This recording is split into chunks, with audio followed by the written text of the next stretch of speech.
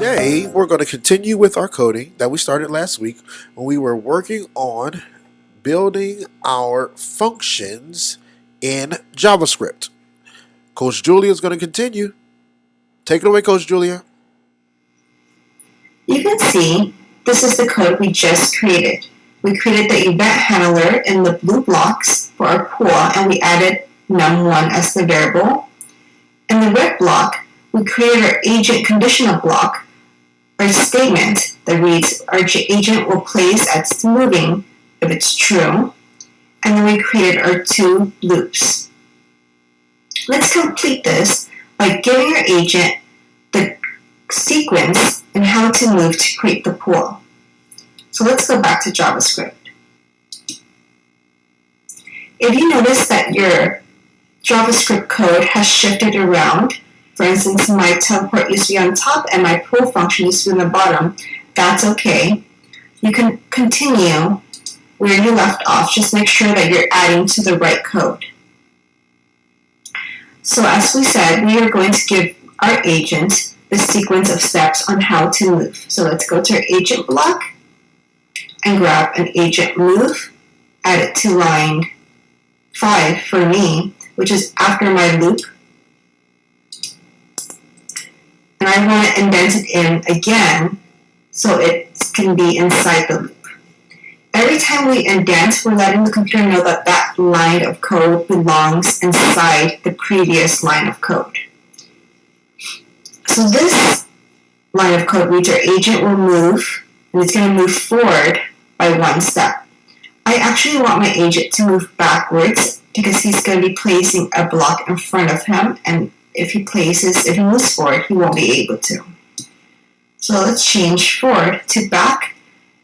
Be careful to type your directions in all caps, in all capital letters.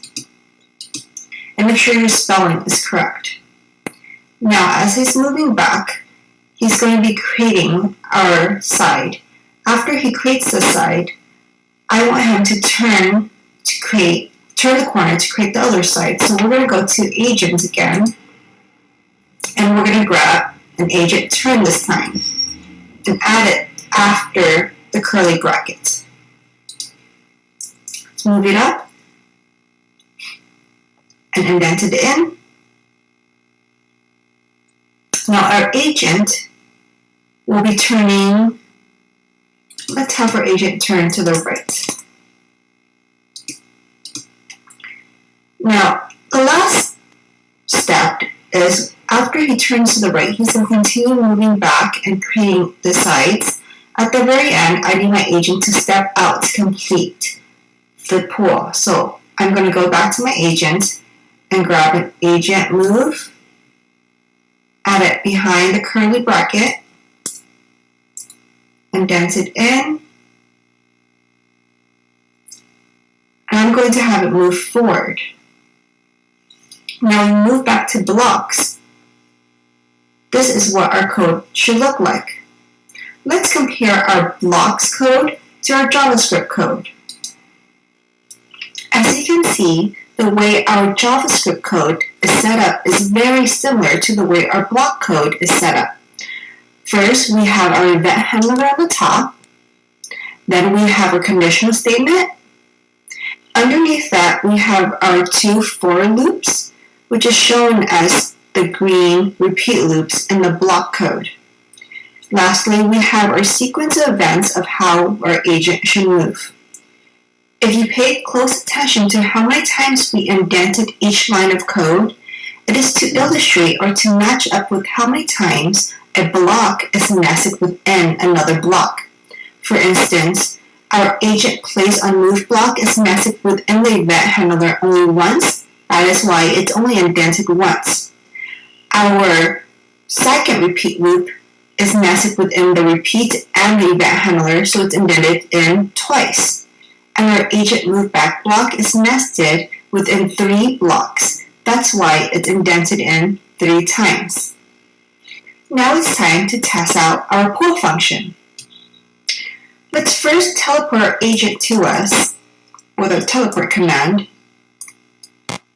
Make sure you right click on your agent and you give your agent blocks to build with.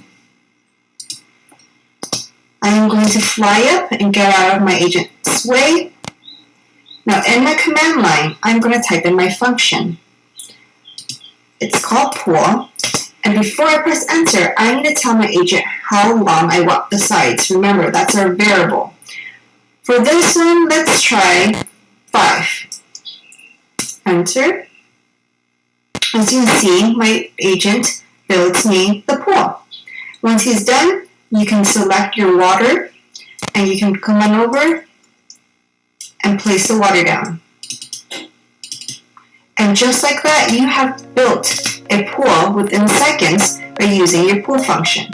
All right, boys and girls, this week you're going to be building your pool using the code in JavaScript. I'm going to ask you to go step by step with the tutorial video this week because there's a lot of steps that you guys want to pay attention to.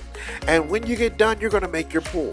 And then what I want you to go back and do is make a bigger pool. You're going to make a grander pool, a nicer pool, using the same function steps that we used in the tutorial. Have fun, guys. Happy coding.